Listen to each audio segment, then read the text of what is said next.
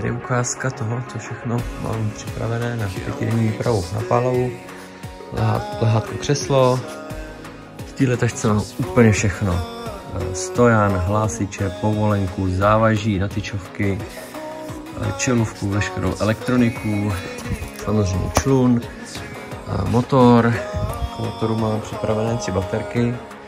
Tato litiová, ta by měla vydržet ze všeho i díl, je taky nejlehčí. 10 stopí pruty, tady to je bivák, sonda k echolotu, podložka, vážící se, pouzdra, tady mám vaření, nějakou vodu, plynovou lahev, tady mám krmení a echolot.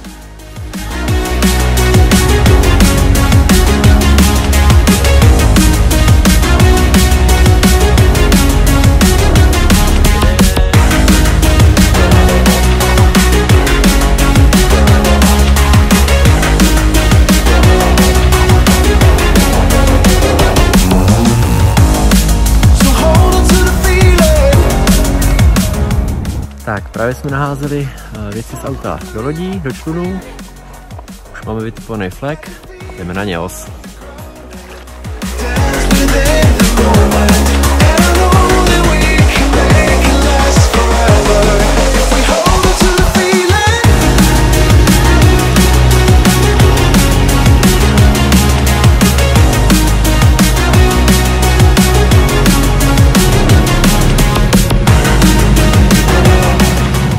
Jak vypadají naše sestavy na Pálavu. Šňůra, šokáč, tohle je 60, na druhým proti mám 70, asi 30 metrů. Kámen, klasicky na gumice s odpadávačkou, 30 cm návazec a moje oblíbená kombinace na Pálavě 24 s vackou, kuličkou na návazci slip dýrik. Tak jdem to tam odvízt.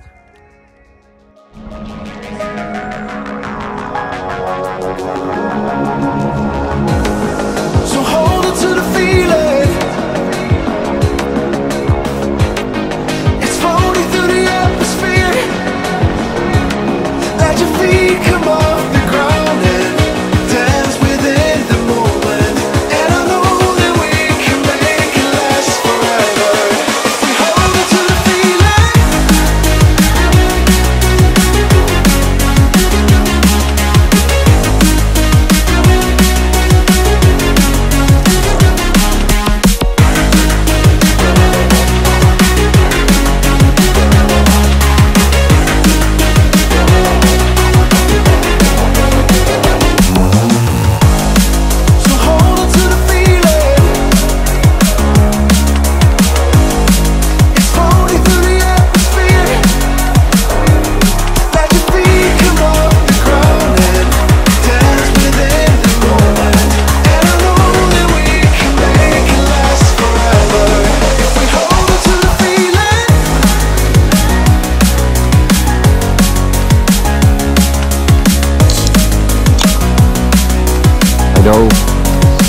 Shoes.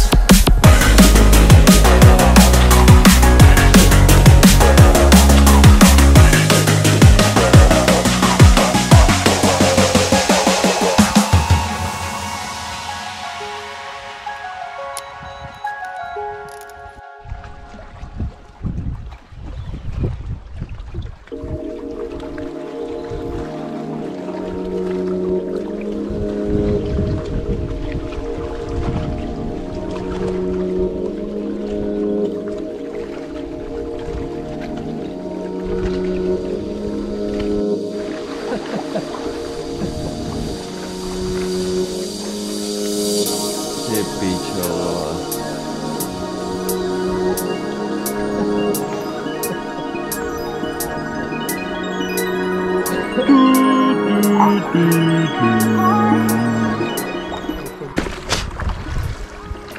Tak, já si jdu po záběru převízt prut, ale vzhledem k tomu, že na tenhle můj levej prut jsem měl pouze 2 cejny, teďka to byl pravděpodobně taky záběr od cejna a jednoho tlouště, tak zkusím změnit místo, tady krásně jak to padá, do 4,5.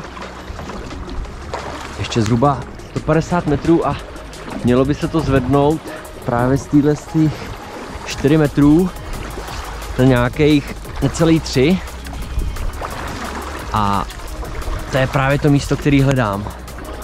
Položím to do takové paty, tak snad se z něj na místa vyplatí. Ještě si to proťukám. Tady je měkký dno podle echolotu. Tady určitě chytat nebudu. Tady je to 4,5, jak jsem zmiňoval. A za chvilku bude, dáme to trošku doleva.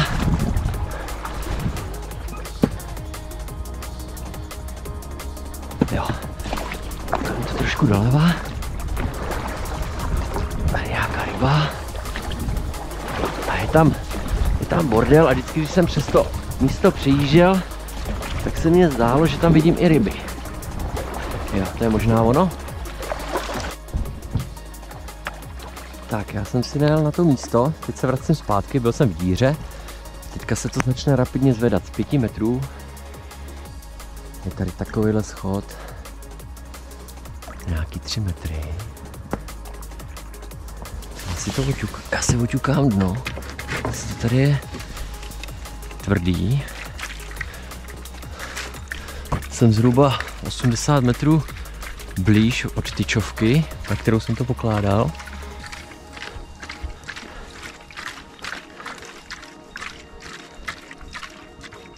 Tak já už jsem no jo, to je nádhera. No to krásně zvoní. Já si teda přejedu ještě na tu hloubku. A pokusím se uťukat i tu patu, aby měla být, teorie říká, měkká.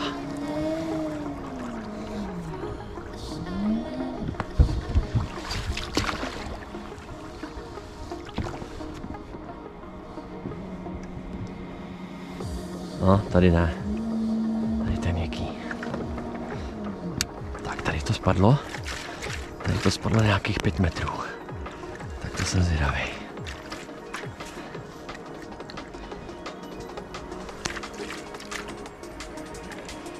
A tady určitě ne. Tady ne. Tady se to boří úplně hrůzostrašně. Tak. Tak teoreticky bych to měl zmáklý.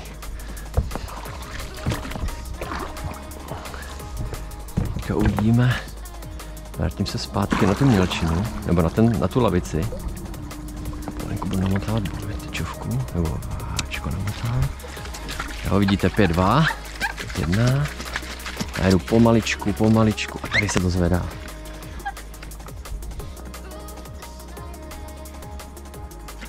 (3,8), to je ono. Ano.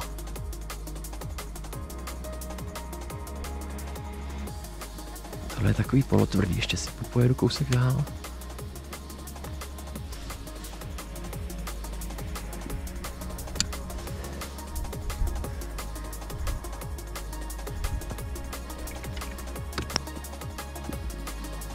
Ještě kousíček.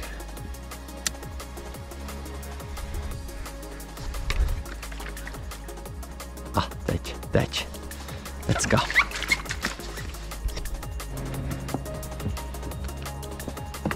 Tak, já už jsem si našel místo, které přechází z 5 metrů na nějakých 3,5. Místo jsem si oťukal. Mělo by být tvrdé.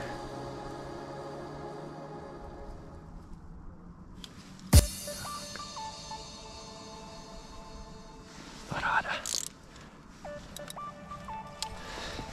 Zakrmím opravdu jenom, řeknu, 10 kuličkama. Jen tak to stačí. Já jsem tohle místo vždycky našel, když jsem si jel, tam mám tyčovku, vždycky, když jsem jel k tyčovce si převízt prut nebo vytáhnout v 10 prut, tak to místo se mi strašně líbilo, vydával jsem tam i ty ryby. Tady je těch 3,7 a za chvilku by to mělo spadnout. 3,6. A tady už to padá. Nedával jsem to hnedka na začátek toho zlomu, protože tam to je měkký. Počkal jsem si, až najedu na to tvrdé místo. Jo, tady je krásně vidět ten schod. Tady to je měkký, to je evidentní.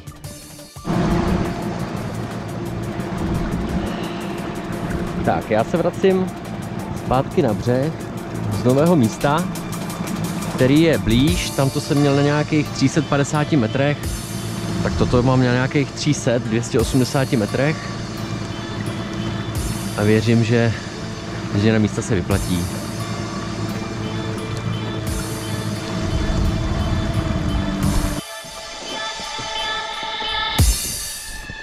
Tak čekuj, kámo.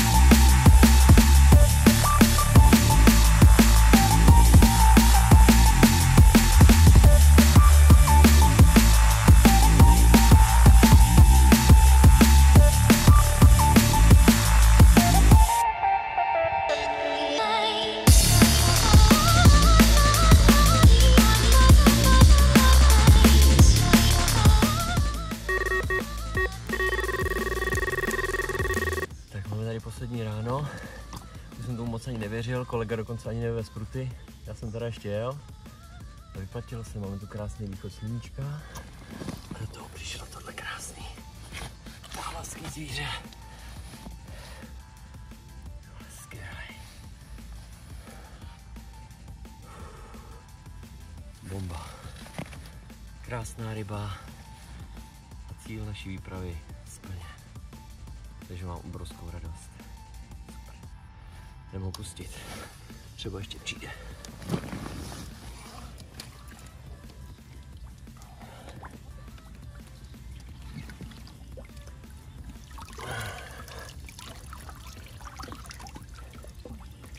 Tak tady je. Potěšil. Jo.